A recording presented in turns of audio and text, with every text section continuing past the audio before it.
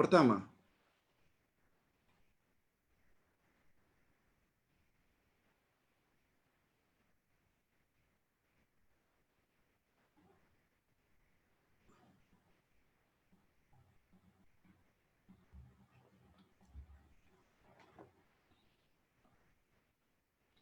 Pak Ustaz, saya jadi confused mendengar satu syarahan agama yang mengatakan seseorang yang apabila meninggalkan salat, dia dihukumkan kafir.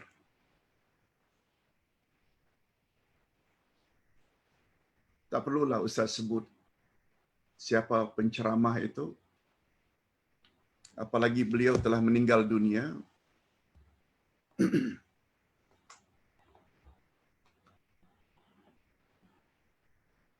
Hadirin dan hadirat rahimakumullah.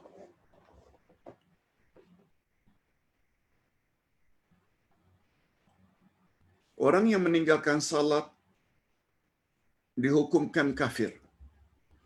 Sehingga kata penceramah tersebut, apabila dia melakukan akad nikah, kemudian dia tidak salat sama sekali, maka terjadilah perceraian. Sebab orang yang tidak salat itu hukumnya kafir.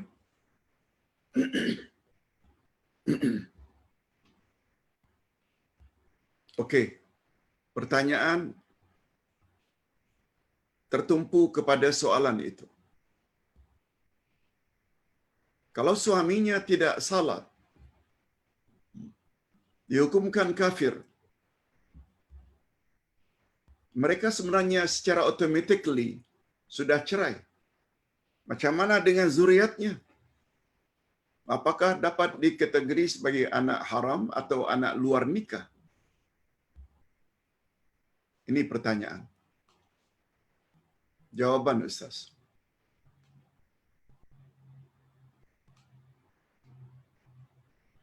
Sungguh banyak hadis-hadis Nabi sallallahu alaihi wasallam yang menyebut tentang kedudukan ibadah salat. Salat dikatakan tiang agama. Siapa mendirikan salat berarti dia telah mendirikan agama.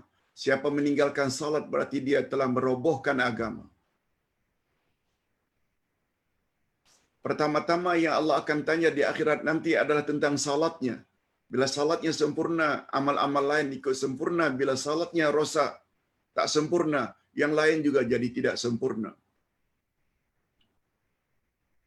Selain itu, hujah dari Tuan Syekh tersebut, ibadah salat berbeza dengan ibadah-ibadah yang lain seperti puasa, zakat, haji, yang semua datang melalui wahyu.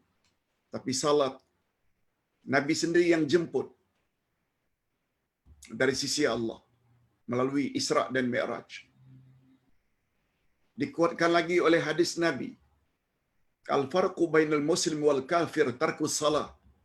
Pembeza antara muslim dengan kafir adalah meninggalkan salat. Hadis lain lagi, man taraka salata muta'ammidan faqad kafara jihara. Siapa meninggalkan salat dengan sengaja, maka kafirlah dia.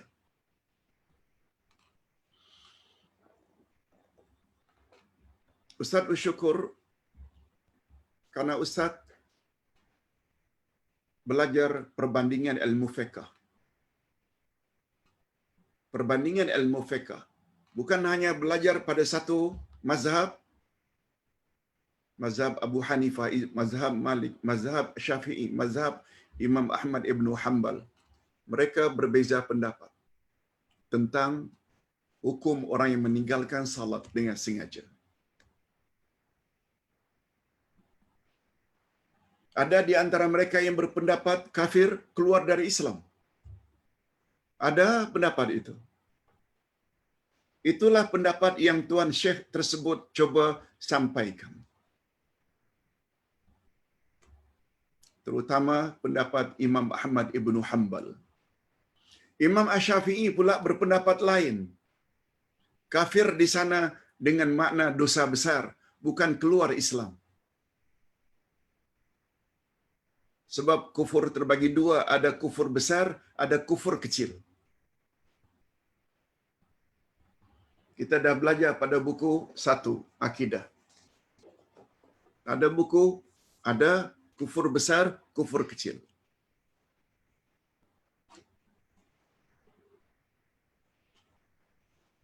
Bagi umat Islam Nusantara yang banyak bermazhab atau punya pandangan, banyak mengikuti pandangan Imam Asy-Syafi'i, bagi mereka, walaupun suami itu tidak salat, tidaklah sampai mereka bercerai, sehingga hubungan mereka menjadi luar nikah, tak.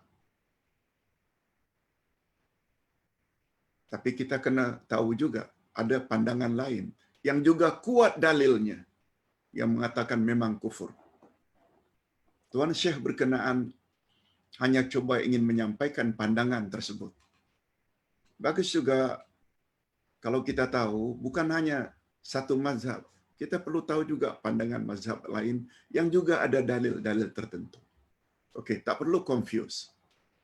Kita perlu ikut mana yang kita lebih yakini. Tapi yang jelas, meninggalkan salat itu memang sangat besar dosanya. Ustaz, pertanyaan kedua. Ada yang mengatakan dalam Facebooknya, ribuan ustaz bilang Allah di mana-mana. Tetapi hanya Al-Quran bilang Allah bersemayam di atas arasy. Quran bilang Ar-Rahmanu 'alal arsy istawa. Ayat yang seumpama itu ada 7 ayat.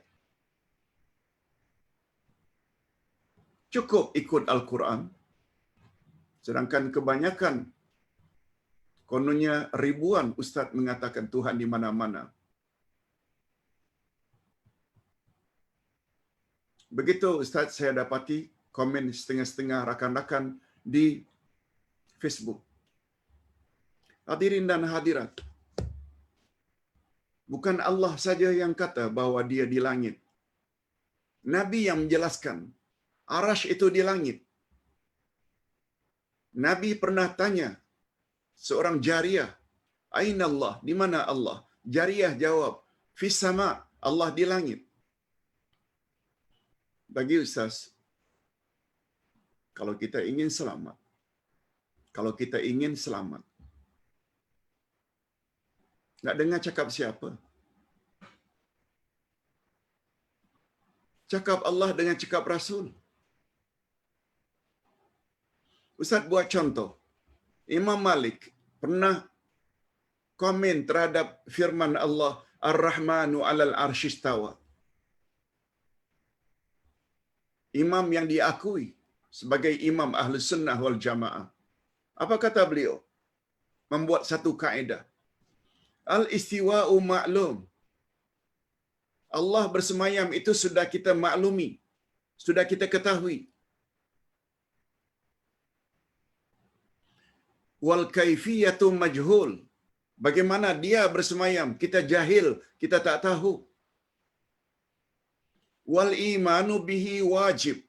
Allah itu bersemayam itu, al-imanu bihi, beriman Allah bersemayam di atas arasy adalah wajib. Mengapa wajib? Allah yang sebut. Bukan 1 2, 7 ayat. Dan wasu'alu anhu bid'ah. Bertanya macam mana Allah itu bersemayam, bid'ah. Maksudnya jangan tanya. Sebab hingga baginda wafat, tak ada seorang sahabat pun yang bertanya, apa maknanya? Macam mana Allah itu bersemayam? Tak ada. Ustaz ulang sekali lagi. Ketika menafsirkan ayat Ar-Rahmanu 'alal arsy istawa, Allah bersemayam di atas arasy. Kata Imam Malik, Allah bersemayam, al-istiwa'u ma'lum. Allah bersemayam, sudah kita maklumi. Wal kaifiyatu majhul, bagaimana dia bersemayam, kita jahil. Wal imanu bihi wajib, beriman bahawa Allah itu bersemayam di atas arasy-Nya di langit, itu wajib. Betul tak ayat Quran wajib diimani? Wasu'alu anhu bid'ah. Bertanya tentang bagaimana Allah bersemayam itu bid'ah, perkara baru. Jangan ditanya. Cukup yakini Allah bersemayam sesuai dengan kebesaran dan keagungannya. Sanggupkah kita mengatakan bahawa Imam Malik itu sesat? Tunggu dulu. Orang yang sudah diiktiraf ilmunya. Begitulah pandangan Imam Abu Hanifah, Imam Asy-Syafi'i, Imam Ahmad Ibnu Hanbal. Sila lihat dalam buku Ustaz Akidah Ahlussunnah wal Jamaah jilid 3. Akidah imam-imam yang 4. Semuanya disebut dengan detail. Silakan. Okey. Kita teruskan dengan pertanyaan berikut.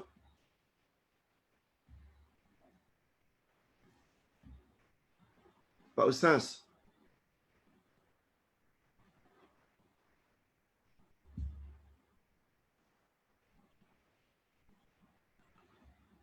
saya Ina Abdul Rahman bertanya, apa beza zakat dan sedekah? Dan wang zakat boleh tak dibagi di masjid-masjid atau mana-mana tempat yang paling sesuai untuk diletakkan? Kerja-kerja sabilillah. Hadirin dan hadirat, semua kita tahu bila zakat itu hukumnya wajib. Apakah zakat harta, zakat pendapatan, zakat fitrah, hukumnya wajib. Adapun sedekah, makna sedekah iaitu pemberian kepada orang lain yang hukumnya sunat. Kadang-kadang sedekah diartikan dengan wajib juga, dengan zakat. Sebab Allah berfirman tentang 8 asnaf yang layak menerima zakat. Innama sadaqatu lil fuqara. Sesungguhnya sedekah untuk orang fakir, miskin, amil dan lain-lain. Tapi kata ulama tafsir sadaqat di situ dengan makna az-zakat. Tapi secara ringkas,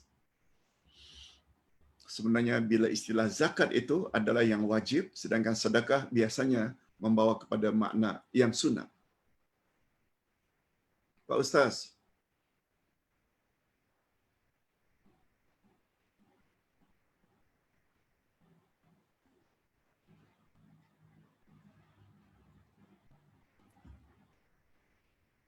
saya ada 2 soalan. Macam mana kita nak tahu Allah Subhanahu Wa Taala menjawab persoalan salat istikharah yang telah kita buat? Salat sunat istikharah, iaitu minta pilihan Allah. Sabda Nabi, apabila kamu tak tahu mana yang hendak kamu pilih, masalah jodoh ke, ada 2-3 orang yang meminang, atau hendak buat bisnes ke, hendak buat bisnes ini ke itu, kita tak tahu future kita mana yang lebih menguntungkan dan membawa kebaikan. Islam ajar buat salat sunat istikharah 2 rakaat. Yang ditanya, macam mana kita hendak tahu jawaban Allah?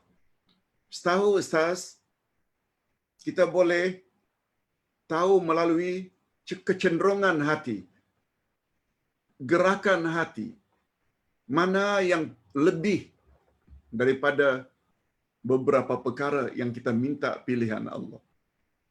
Cara yang kedua kadang-kadang datang melalui mimpi. Wallahu a'lam. Itu yang Ustaz tahu. Yang kedua, adakah dalil sahih bahawa sekiranya kita mendoakan kejayaan seseorang, kita mendoakan kejayaan seseorang tanpa pengetahuannya, kita doa pada Allah agar dia itu berjaya, sukses dalam apa saja bidang yang diceburinya. Insya-Allah malaikat mendoakan doa orang yang sama kita beri pada orang lain untuk diri kita. Maksudnya bila kita doa untuk orang lain, malaikat akan mengaminkan dan sambil berkata, "Ya Allah, kabulkanlah doa orang tersebut untuk orang yang didoakannya, juga untuk orang yang berdoa itu.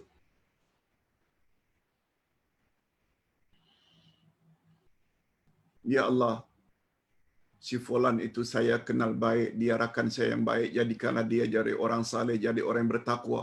Sebagai contoh, dia tak tahu kita doa.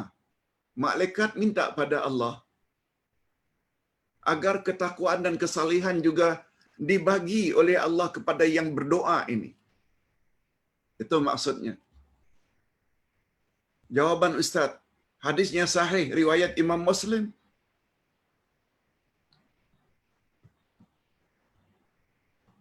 Ma min abdin yad'u ilallahi bil ghaib. Begitu hadisnya, panjang.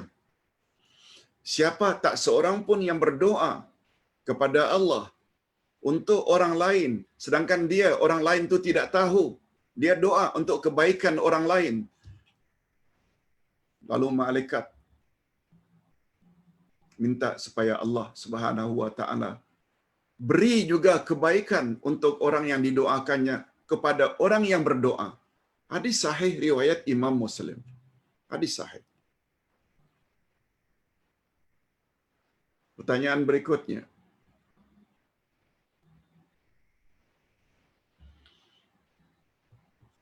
Minta maaf Ustaz mengganggu masa rehat Ustaz. Adakah benar dikatakan membelah ular? Saya Jamaliyah hendak bertanya, adakah benar dikatakan membelah ular? Ular binatang neraka dan tidak barakah hidup, dan kalau disewa untuk kegunaan pertunjukan, duit yang diterima tidak barakah. Mohon penjelasan Pak Ustaz. Hadirin dan hadirat, membelah ular, hukumnya boleh tak?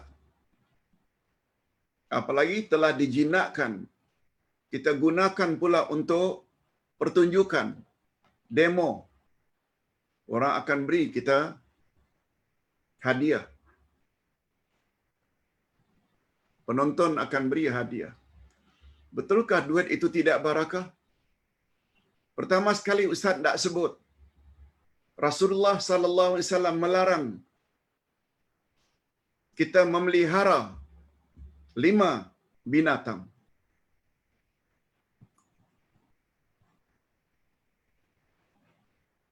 Ular, kalajengking, lipan, tikus,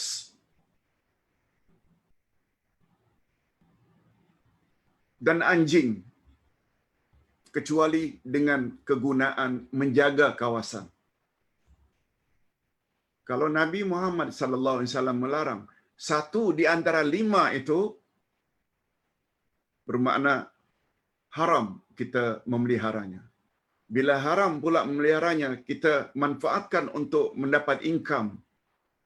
Ustaz cenderung pada bahawa income, hasil pendapatan kita tidak diberkati oleh Allah Azza wa Jalla.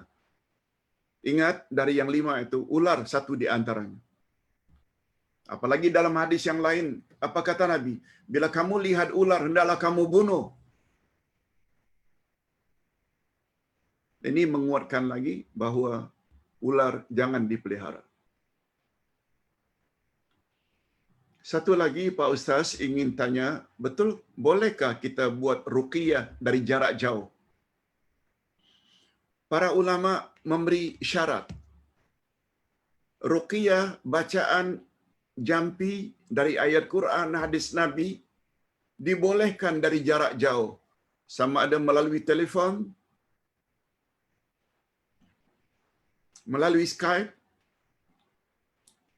melalui Google, dengan syarat orang tersebut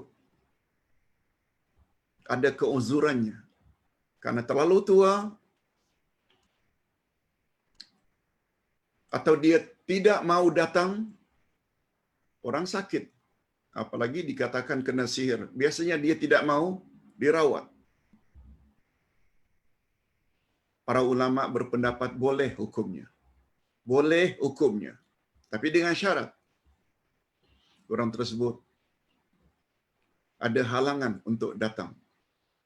Tapi dengan syarat juga yang kedua, dengan cara berhubungan langsung dengan orang berkenaan melalui telefon bimbit dan sebagainya. Dan haram hukumnya dan tak boleh rawatan jarak jauh dengan melalui makhluk-makhluk lain. Umpamanya kata perawat, nanti akan datang kepadamu satu orang tua yang janggutnya putih, yang berserban, akan menolong kamu begini-begini. Yang itu tak boleh. Yang macam itu tak boleh. Maknanya itu bermakna kita telah minta kepada selain Allah Azza wa Jalla. Adapun ruqyah dengan bacaan yang didengar oleh orang yang sedang sakit, insya-Allah dibolehkan. Begitu hasil bacaan Ustaz. Hadirin dan hadirat rahimakumullah.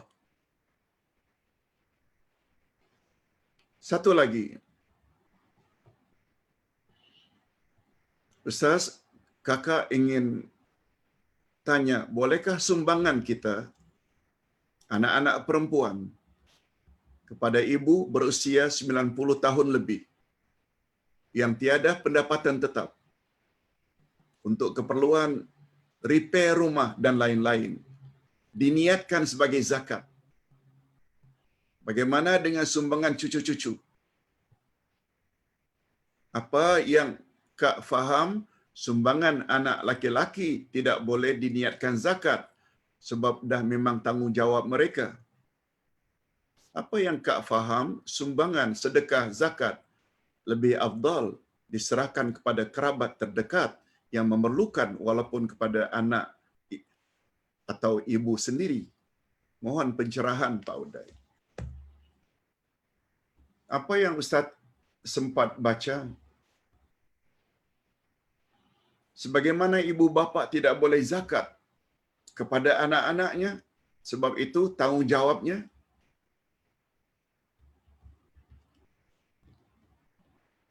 Anak-anak jika ada punya pendapatan, sama ada laki-laki atau perempuan,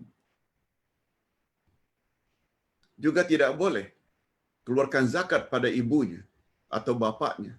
Sebab itu sudah menjadi tanggungjawabnya. Tak hanya terbatas kepada anak laki-laki.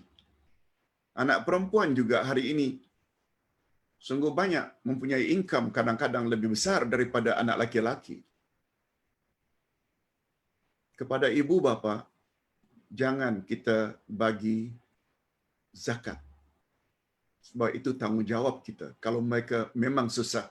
Apalagi dengan tujuan untuk repair rumah. Wallahu a'lam. Wallahu a'lam. Hadirin dan hadirat rahimakumullah. Terakhir, Pak Ustaz, saya Syamsidar atau Syam. Mohon tidak tanya Ustaz, sekedar konfirmasi. Ketika Ustaz ceramah tafsir surat Al-Humazah, Uday beri rujukan tentang Al-Quran itu nasihat, syifa, hudan, petunjuk dan rahmatun lil mu'minin. Ustaz sebut itu surah Maryam ayat 57-58. Betulkah Pak Ustaz? Atau saya yang silap? Oh, yang ini Ustaz yang silap. Sebenarnya bukan surah Maryam, tapi surah Yunus atau surah 10, yaitu surah Yunus ayat 57-58. Bukan surah Maryam. Sila lihat dalam Al-Quran. InsyaAllah Syam akan jumpa jawabannya. Okey. Terhadap pertanyaan dalam Facebook, Allahu Akbar. Dah jadi 16.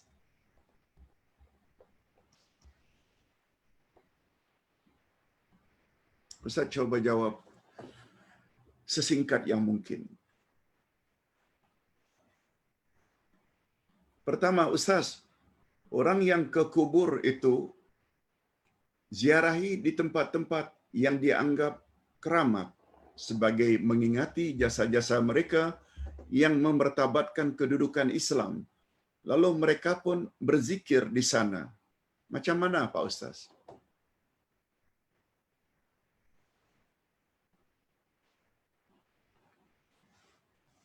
Pertama sekali Ustaz ingin beritahu, ziarah kubur disuruh.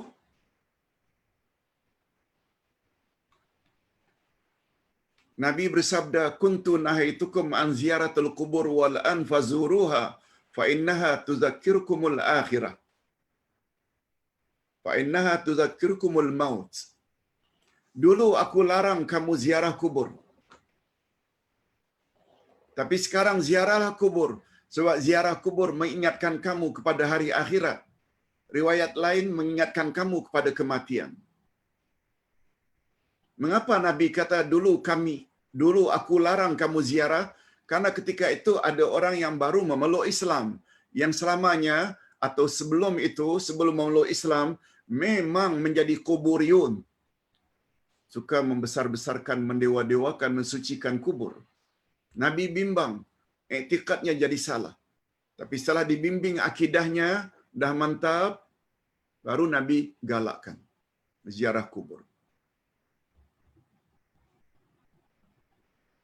Oleh sebab itu, ziarah kubur Nabi, ziarah kubur para alim ulama, saudara mara, tak ada salah. Cuma yang datang dari Nabi, doa untuk mereka. Bukan baca Quran di atasnya, bukan berzikir. Tidak ada riwayat yang Nabi suruh agar kita berzikir, bertahlil di atas kuburan. Baca Quran. Itu sebabnya Syekh Abdul Qadir, itu sebabnya Syekh Nasaruddin Albani menyebut ketika memberi komen hadis Nabi, "La taj'alu buyutakum qubura, innal baita tuqra'u fihi suratul Baqarah, la yadkhulu syaitan." Jangan kamu jadikan rumahmu seperti kuburan, sunyi senyap. Rumah yang di dalamnya dibaca Al-Quran, khasnya surat Al-Baqarah, syaitan tak boleh masuk. Kata Syekh Nasruddin Albani secara tersirat. Pertama, jangan jadikan rumahmu seperti kuburan. Kemudian menggalakkan agar membaca Quran di rumah. Ini memberi isyarat kuburan bukan tempat membaca Quran. Bukan hanya baca Quran, bertahlil, berzikir pun tidak pernah datang dari Nabi. Yang datang dari Nabi, doa. Yang kedua, Assalamualaikum Ustaz. Betulkah ada hadis yang mengatakan bersiwak atau bersugi fadilatnya boleh mengucap 2 kalimah syahadat dengan mudah dan 70 kali ganda?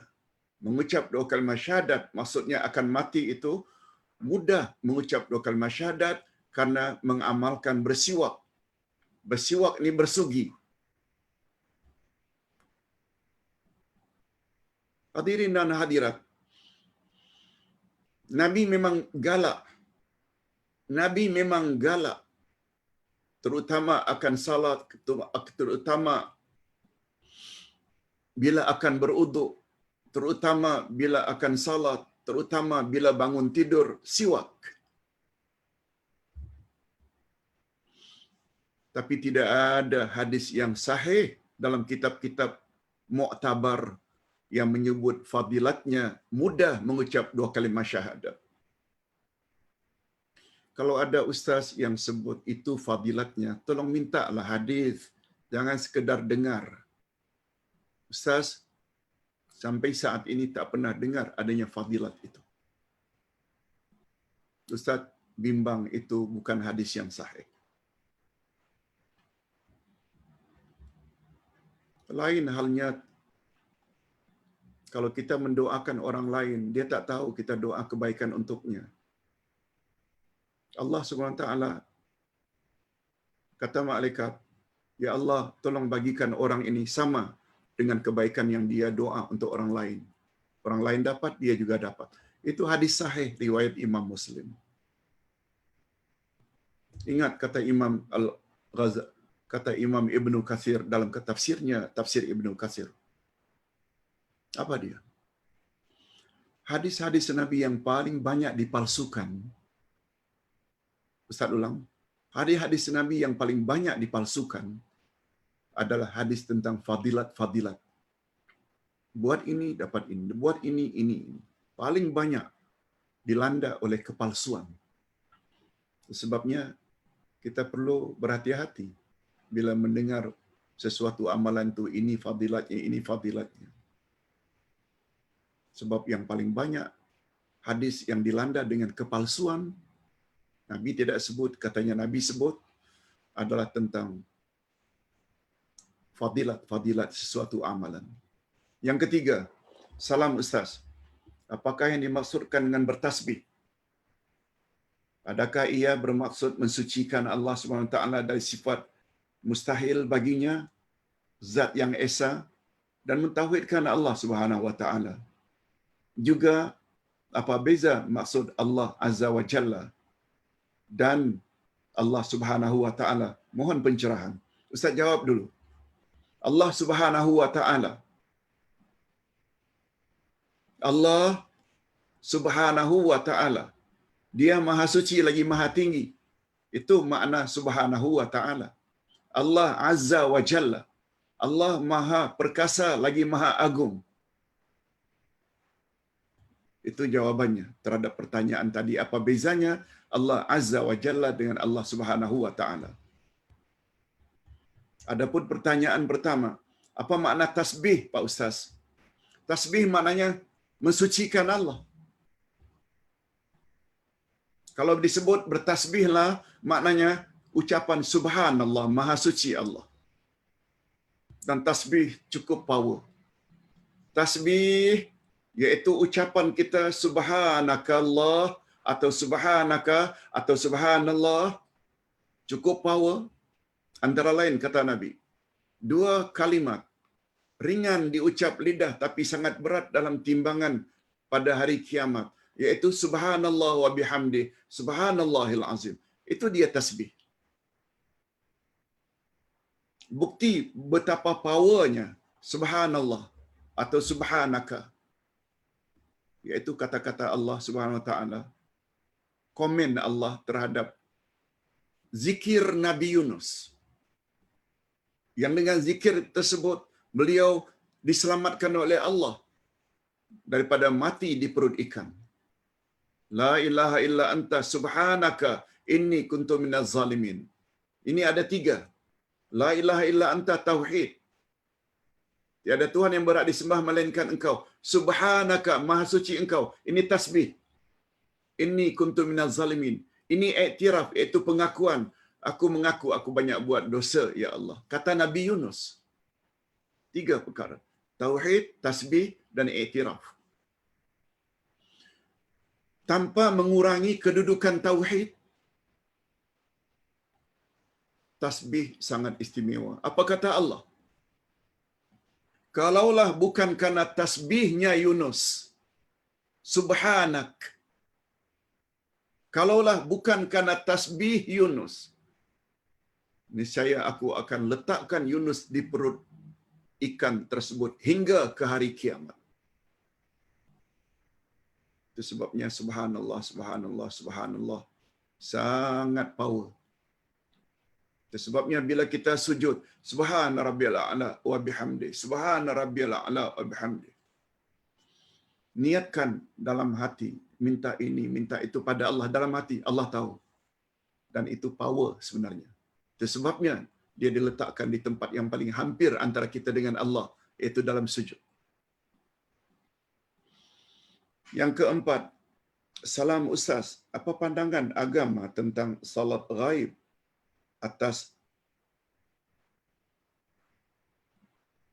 di atas kuburan?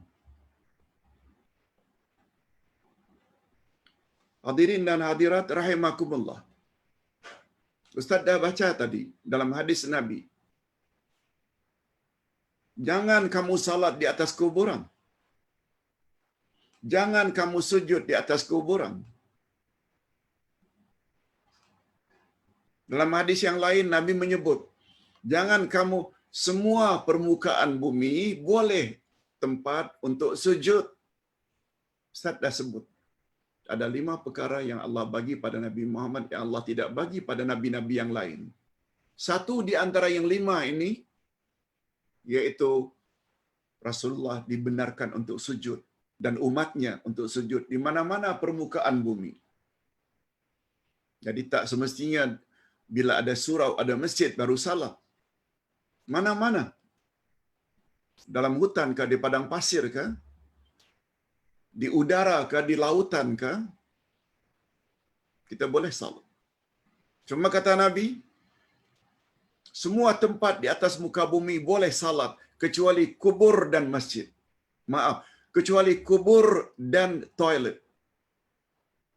Maqbarah wal hammam, kecuali kuburan dan hammam, toilet, tandas, WC kata orang Indonesia. Bila ada larangan dari Nabi, janganlah buat. Apalagi Nabi SAW, topik kita hari ini, melarang menjadikan kuburan sebagai masjid. Dengan makna yang telah kita sebutkan tadi. Pertanyaan berikut Pak Ustaz. Bolehkah seseorang menziarahi kubur dan membaca surah Yasin? Bolehkah? Dan terpaksa duduk sebab sakit lutut. Bolehkah? Hadirin dan hadirat, kedua-duanya sudah Ustaz jawab dah. Jangan kamu jadikan kuburan rumahmu seperti kuburan. Rumah yang dibacakan surat Al-Baqarah tak akan dimasuki oleh syaitan. Kalau galakan membaca Quran di rumah, sedangkan sebelumnya Nabi larang jangan jadikan rumahmu seperti kuburan, bermakna kuburan bukan tempat membaca Al-Quran. Surat Yasin itu ayat Quran. Surah Yasin salah satu surah dalam Al-Quran. Tidakkah itu bermakna ada larangan dari Nabi secara tersirat? Adapun yang mengatakan bahawa Abdullah ibnu Umar pernah berwasiat apabila aku meninggal dunia, baca 5 ayat pertama dari surah Al-Baqarah di bahagian kepalaku, itu dipertikaikan oleh para ulama kesahihannya. Sebab tidak mungkin Abdullah ibnu Umar buat sesuatu yang bercanggah dengan arahan Nabi sallallahu alaihi wasallam. Nabi tak pernah suruh membaca Quran di atas kuburan.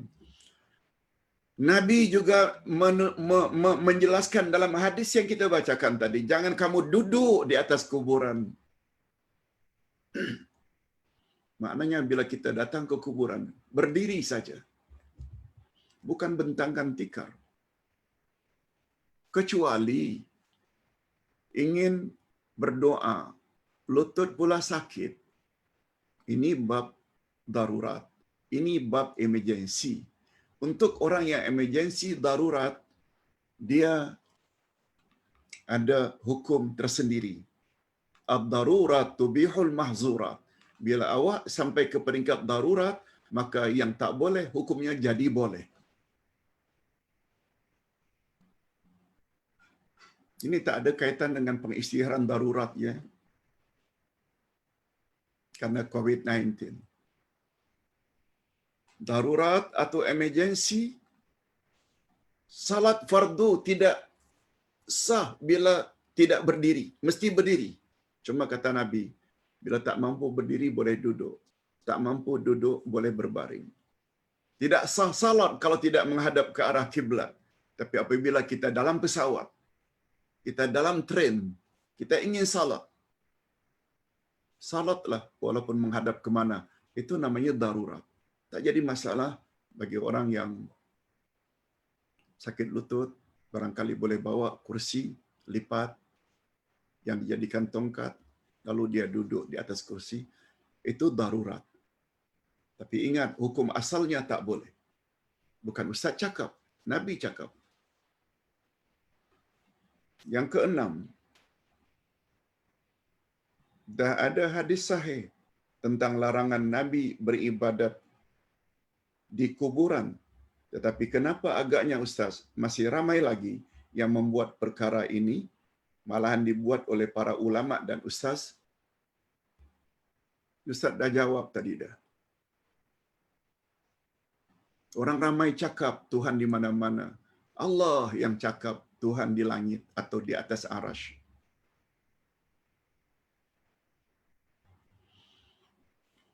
Make your choice. Mau dengar cakap Allah ke atau dengar cakap banyak orang? Allah dah sebut dah ayat 116 surat Al-An'am. Bila kamu patuhi kebanyakan manusia, mereka akan sesatkan kamu dari jalan Allah. Pandangan orang ramai, hatta para ustaz, bukan ukuran kebenaran. Ikut kata-kata Imam Syafi'i, bila pendapat aku bercanggah dengan hadis yang sahih.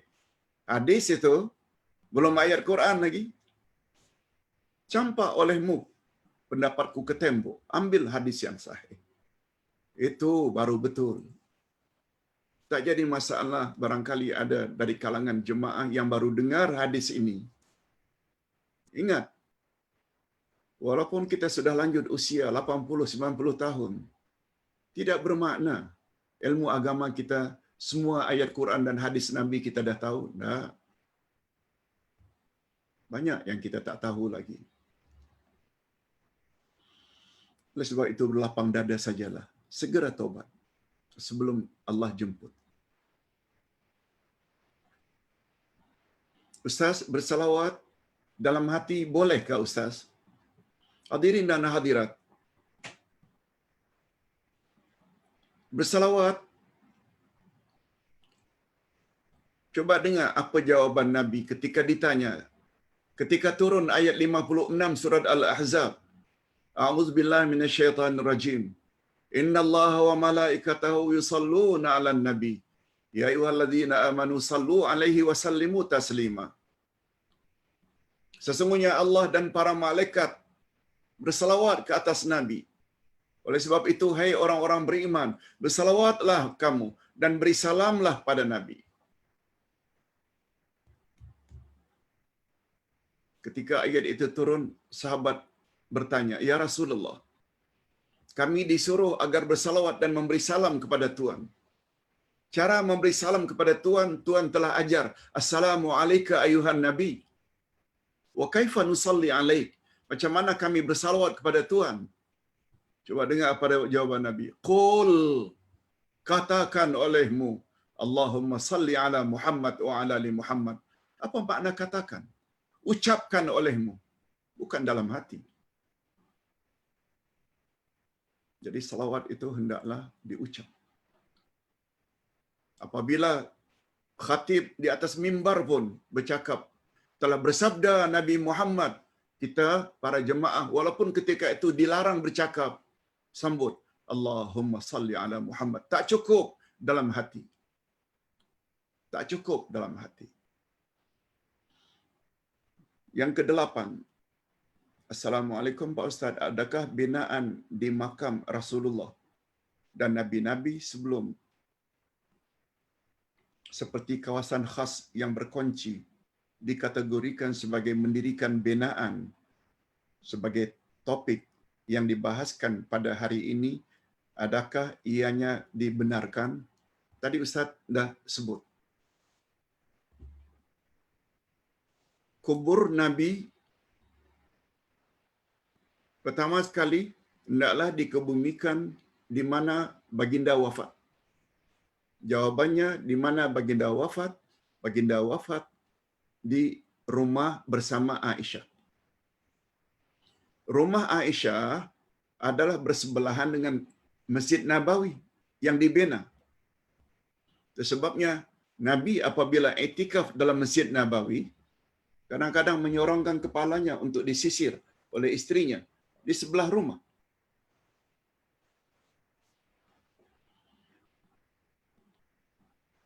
Allahu Akbar, romantiknya Rasul.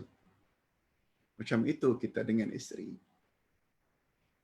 Bukan kerja kita membelasah, mendera. Rasulullah tidak jarang pula kadang-kadang tidur di pangkuan Aisyah. Maksud Ustaz bukan ketika iktikaf ya. Tidak memberi gambaran betapa dekatnya Masjid Nabawi dengan rumah Nabi bersebelahan.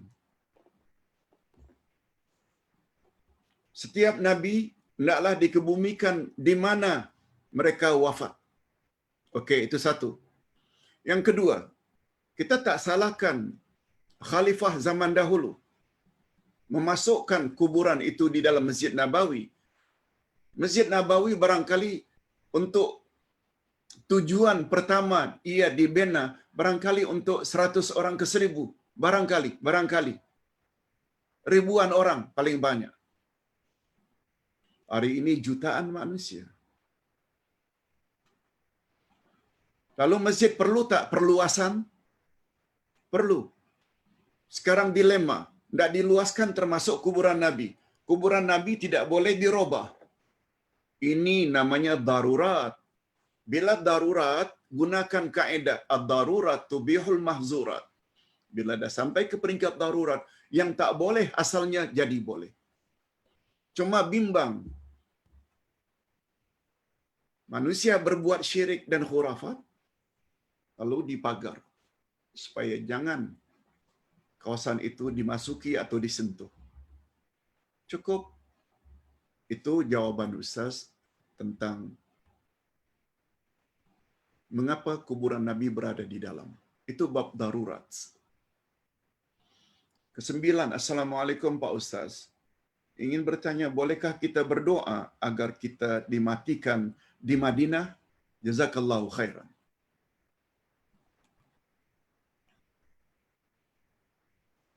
Tidak ada salahnya. Sebab mati di Madinah ada kelebihannya.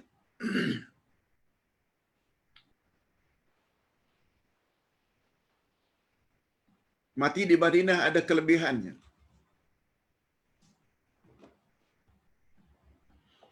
Ustaz juga pernah diminta untuk berada atau tinggal di Madinah.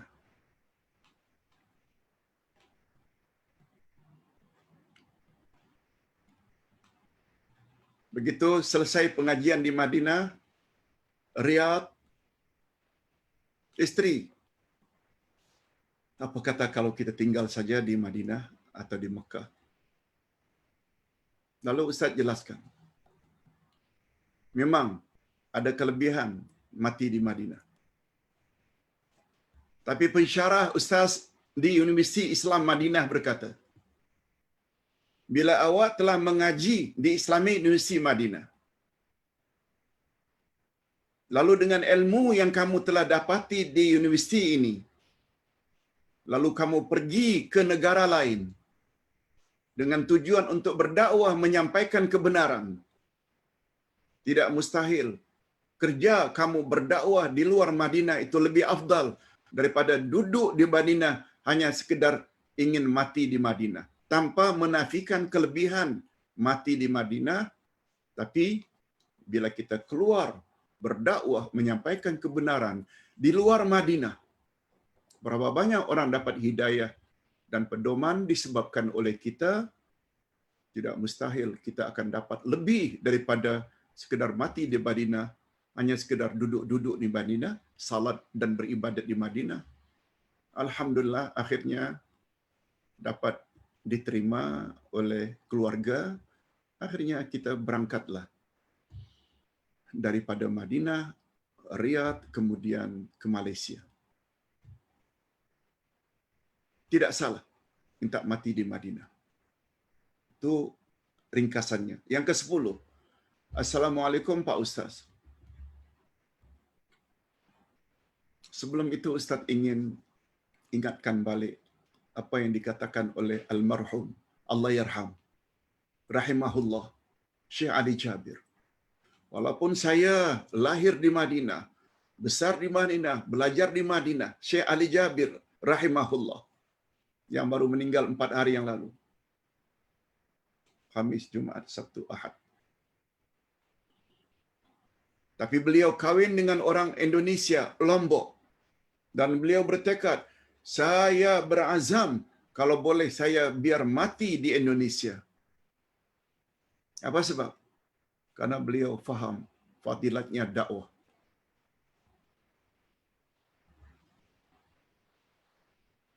Itu sebabnya pemergian beliau banyak yang merasa sedih. Tapi Ustaz nasihatkan kepada mereka yang menyatakan, kami sedih sangat Ustaz, orang yang selama ini banyak membimbing lalu dipanggil oleh Allah. Tahu apa komen Ustaz? Ustaz kata, Uday pun sedih dengan pemergian beliau. Tapi kita kena reda bahawa segala ketetapan Allah itulah yang terbaik. Segala ketetapan Allah itulah yang terbaik. Oleh sebab itu, sebagai rasa cinta kita kepada beliau, sayang kita kepada beliau, amalkanlah panduan-panduan yang baik-baik yang beliau buat dalam bentuk YouTube, amalkan. Begitu cara kita menyatakan rasa sayang kita kepada Allah Yarham. Baik, yang ke-10. Pak Ustaz, dalam majlis perkuburan seseorang ulama baru-baru ini kedengaran suara tahlilan sepanjang jenazah diusung hingga dikuburkan. Apakah ini sesuai dengan sunnah atau apakah amalan terbaik sebelum seseorang itu disemadikan? Jazakallahu khairan. Hadirin dan hadirat, sambil kita membawa jenazah, lalu kita berzikir, tak ada salahnya. Bukanlah kita berzikir itu sempena mengangkat jenazah. Daripada diam saja. Lagipun tempatnya itu bukanlah tempat yang dilarang untuk kita berzikir. Subhanallah, walhamdulillah, wala ilaha illallah, wallahu akbar. Itu adalah ucapan-ucapan yang sangat terpuji. Apalagi Rasulullah sallallahu alaihi wasallam bersabda, hendaknya bibirmu jangan sampai kering daripada zikrullah. Apa maknanya? Berzikir tak semestinya di atas sajadah, ya. Berzikir tak semestinya menghadap kiblat.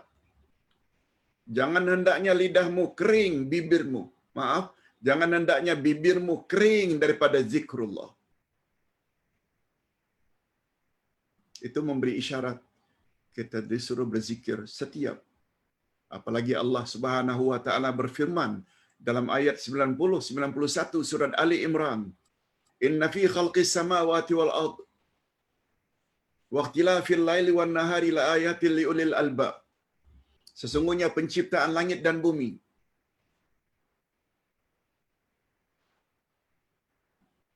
dan pergantian siang dan malam itu adalah tanda-tanda kebesaran Allah bagi orang yang berfikir, bagi orang yang berakal.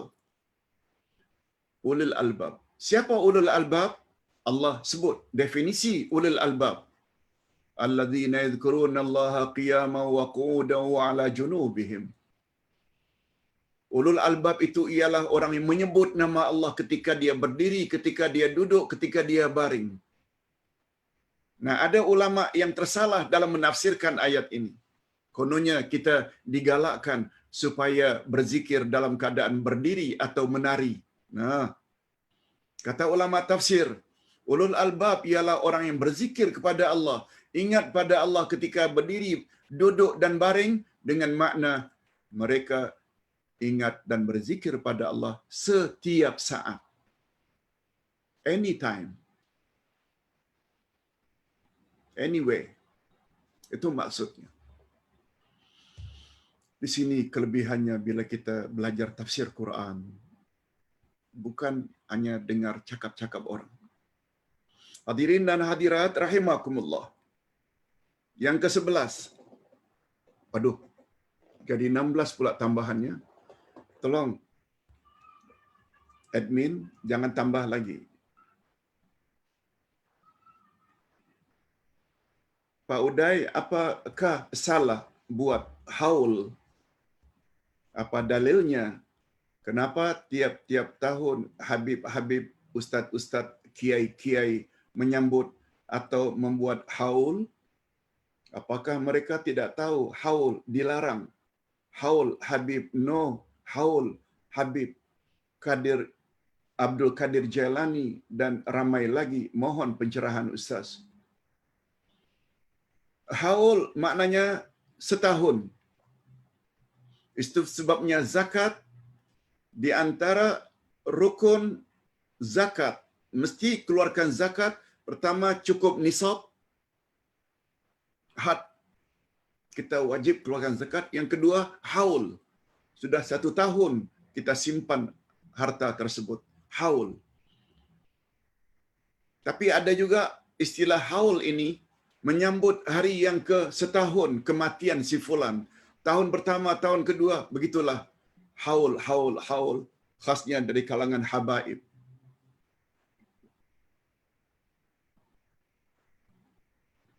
Kalau kita orang-orang Nusantara selalu sebut orang-orang biasa macam kita, sambut kematian itu hari ketiga, hari ketujuh, hari 40, hari yang ke-100.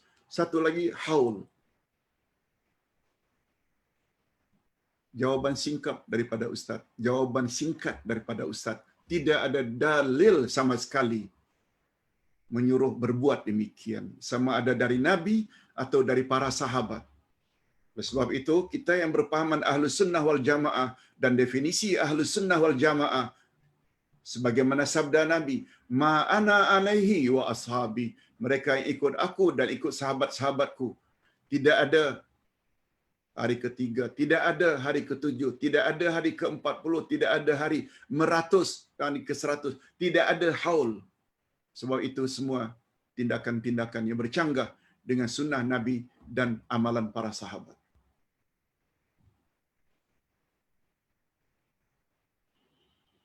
Hadirin dan hadirat rahimakumullah. Pertanyaan yang ke-12. Assalamualaikum Ustaz. Alhamdulillah di atas penjelasan anda. Ada beberapa masjid di negara ana yang mempunyai kuburan di dalamnya. Khususnya kuburan mereka yang pernah mewakafkan hartanya untuk masjid berkenaan. Apakah hukumnya bagi mereka yang bersalat jamaah di masjid berkenaan? Bolehkah kita bersalat di masjid itu jika perlu bersalat ketika kita berhampiran dengannya? Atau kita hindarkan dan cari tempat yang alternatif bagi menjalankan ibadah itu? Mana yang afdal Ustaz? Hadirin dan hadirat, larangan menguburkan kuburan berdekatan dengan masjid sudah sangat jelas. Keberadaan kuburan Nabi dalam masjid Nabi kita dah ceritakan, itu masalah darurat. Tapi sungguh banyak amalan-amalan dari orang-orang kita karena dia wakafkan tanah itu untuk bina masjid, lalu di kawasan masjid berdampingan dengan masjid dikebumikan jenazahnya. Bila kita dah belajar akidah dengan dalil-dalil tadi, sebenarnya amalan itu adalah dilarang. Kalau ustaz lah,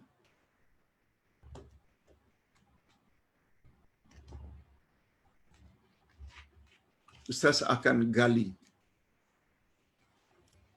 Andai kata saudara ustaz wakaf, kemudian dikebumikan, telah 10 tahun, 20 tahun barangkali.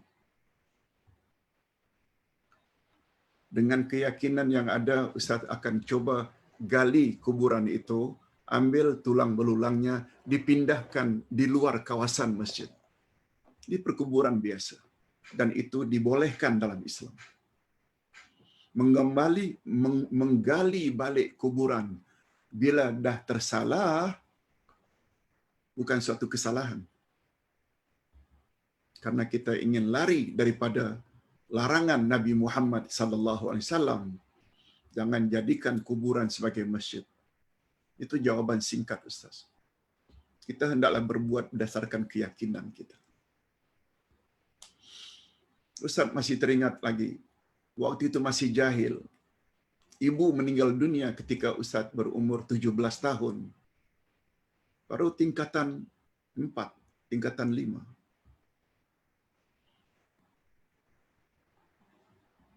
Ustaz sempat jumpa, lalu dikebumikanlah. Karena di lereng bukit. Nampak dari rumah kuburan beliau di seberang. Sebab pulau seberang. Lalu di tembok dikasih marmar putih. Dan karena beliau Ibu Ustaz Hajah Fatimah ini orang yang baik, timbul dugaan yang bukan-bukan dari masyarakat. Sebab kuburan itu menghadap ke barat. Bila matahari akan terbenam, terpancar, marmar yang putih mengeluarkan cahaya. Nah, macam-macam. Orang sanjung kuburan tersebut.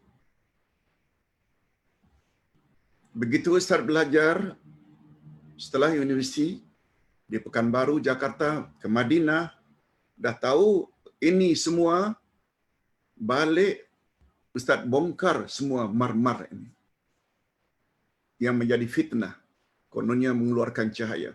Ustaz kopak balik itu marmar. Cuma karena dia berada di bukit, tak boleh kita pugar simennya. Sebab bila pugar, maka akan berjatuhanlah, longsorlah jenazah dalam kuburan tersebut. Itu bab darurat. Sebab tempat kami, kuburannya itu berbukit, bukan rata. Jadi, adanya penyangga supaya tanah tidak longsor, itu adalah bab darurat. Tapi tentang marmar itu dibuka. Sebab kita buat itu dulu dalam keadaan tak ada ilmu. Setelah ada ilmu, kita bongkar. Kita kopak marmar tersebut. Wallahu a'lam. Minta maaf kalau Ustaz terpaksa cerita bab ini. Sebab keyakinan mesti membuat kita berbuat sesuatu. Adapun yang kita buat sebelumnya karena jahil, itu dimaafkan oleh Allah Azza wa Jalla. Pak Ustaz,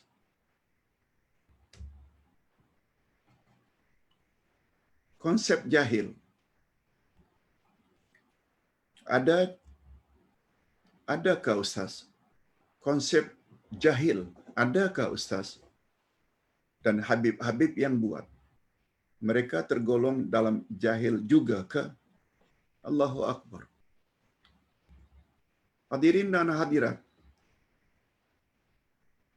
menurut keyakinan kita orang yang Ahlus Sunnah wal Jamaah, yang maksum, tak pernah silap, tak pernah salah itu siapa? Hanya Nabi Muhammad sallallahu alaihi wasallam. Khalifah yang 4 pun tidak maksum.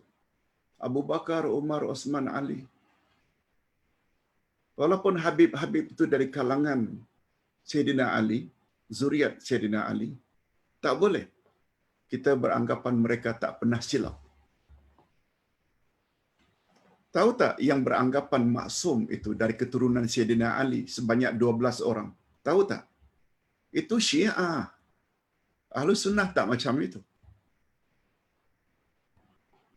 Itu sebabnya daripada 12 akidah Syiah, satu di antara 12 itu mereka panggil dengan Ismatul A'immah. 12 imam-imam yang maksum, semuanya dari keturunan Sayyidina Ali. Itu Syiah. Bagi kita, jangankan keturunan Sayyidina Ali, Hussein, Sayyidina Ali itu sendiri tidak maksum. Jadi kalau dalam hal ini, konsep jahil ini, semua orang boleh, tak ada manusia yang sempurna, mesti ada silap salah. Atau salah dalam menafsirkan. Wallahu a'lam. Uday, berikan contoh yang terbaik apabila kita ziarah kubur, khasnya kubur ibu bapa kita sendiri. Thanks, Ustaz. Ziarah kubur dilarang, sangat digalakkan oleh Islam. InsyaAllah next week kita akan bahas tentang faedah ziarah kubur. Ada untuk zair, ada untuk mazur. biarlah kita jelaskan nanti. Oleh sebab itu, apa panduannya Pak Ustaz? Panduannya senang saja.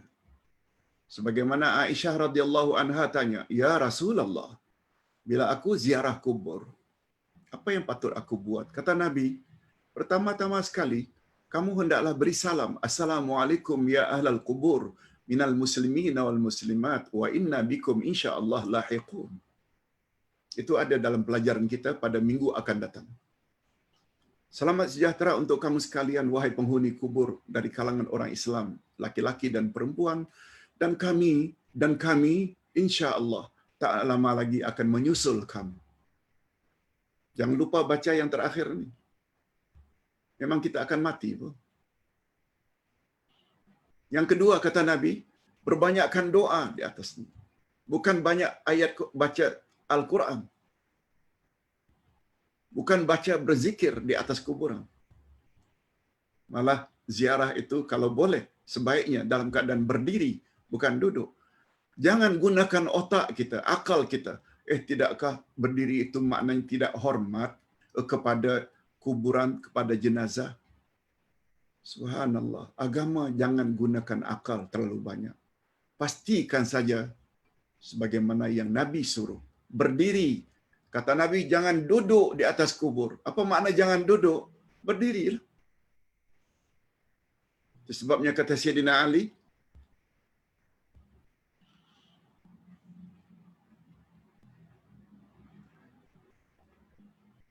kalaulah agama itu boleh diakal-akalkan, menyapu sepatu sebagai ganti membasuh kaki ketika berwuduk, menyapu sepatu ketika ganti membasuh kaki, logiknya adalah bahagian bawah, bukan bahagian atas.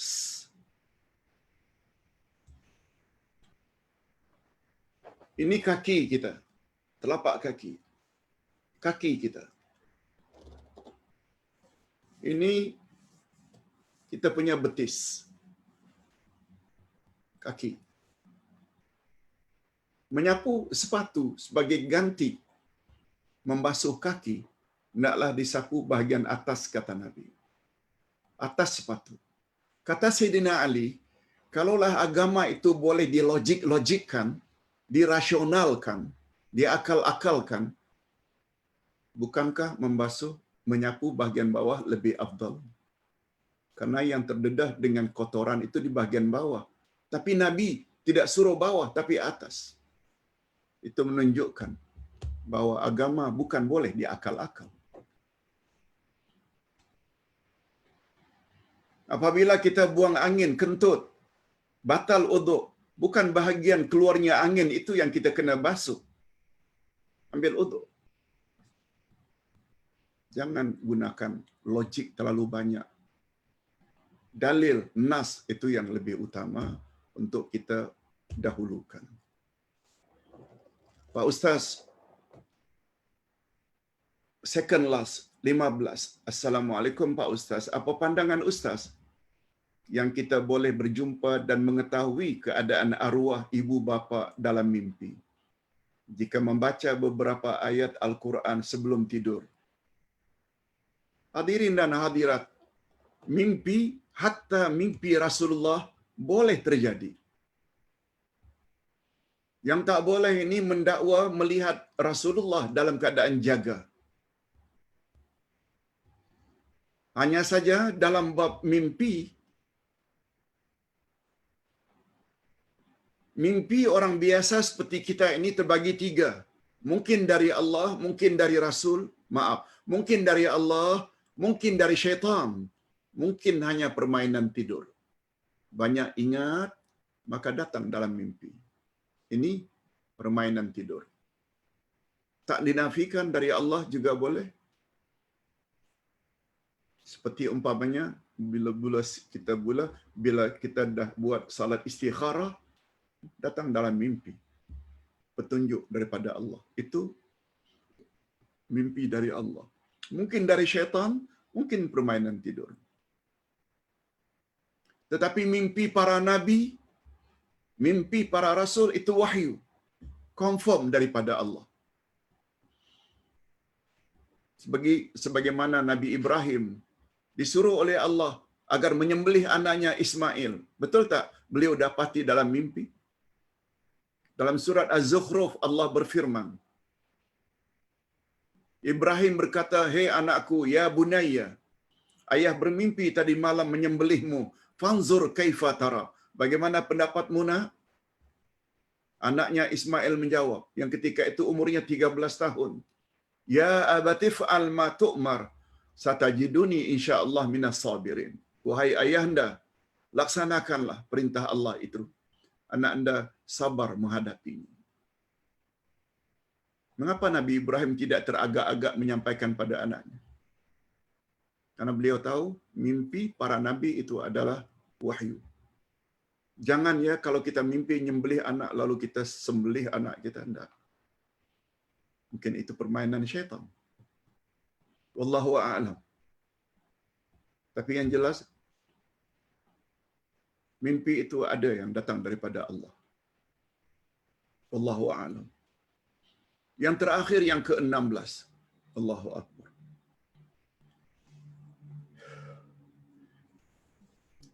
Kenapa dai di luar sana melecehkan orang yang membawa pelajaran gunakan Al-Quran dan hadis Nabi sebagai Wahabi? Di mana silapnya, Pak Ustaz? Oh, Ustaz lupa tidak jawab satu pertanyaan daripada jemaah. Oh ya, Ustaz tidak masukkan dalam WhatsApp. Jemaah tersebut masih muda lagi.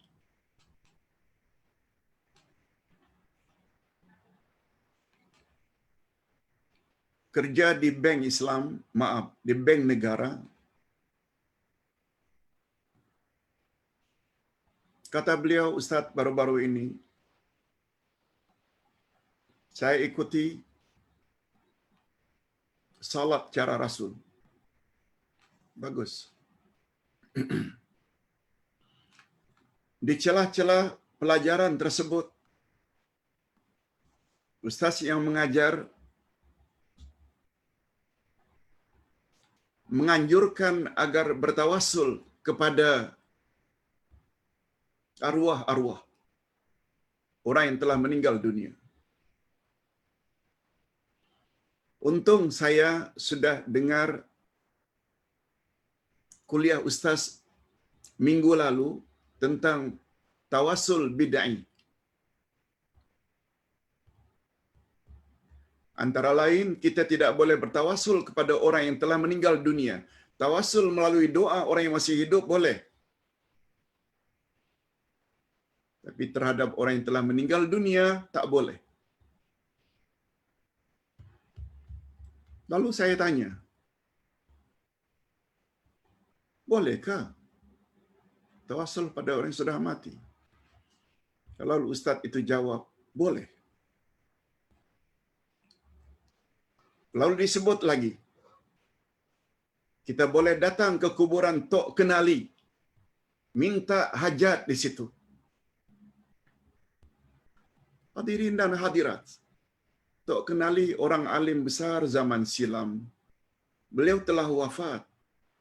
Lalu mendatangi kuburan beliau, lalu memanjatkan doa kepada Allah. Dan dikaitkan dengan kesalehan Tok Kenali. Inilah makna topik ini.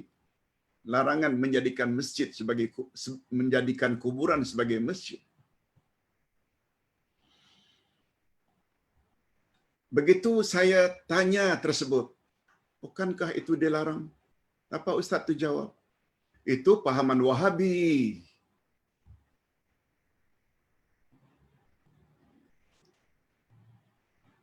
Ini bukan rahasia lagi. Seseorang yang apabila dibawa dalil bahawa itu dilarang, bersesuaian atau bercanggah dengan kepahaman berkenaan, langsung saja dituduh. Setiap pendapat yang bercanggah dengan pendapat berkenaan, Wahabi, Wahabi, Wahabi. Dan kalau boleh, apa saja yang disampaikan, jangan ditanya dalilnya. Kalau ditanya saja dalilnya, ini Wahabi lah ini. Na'udzubillahi min dzalik.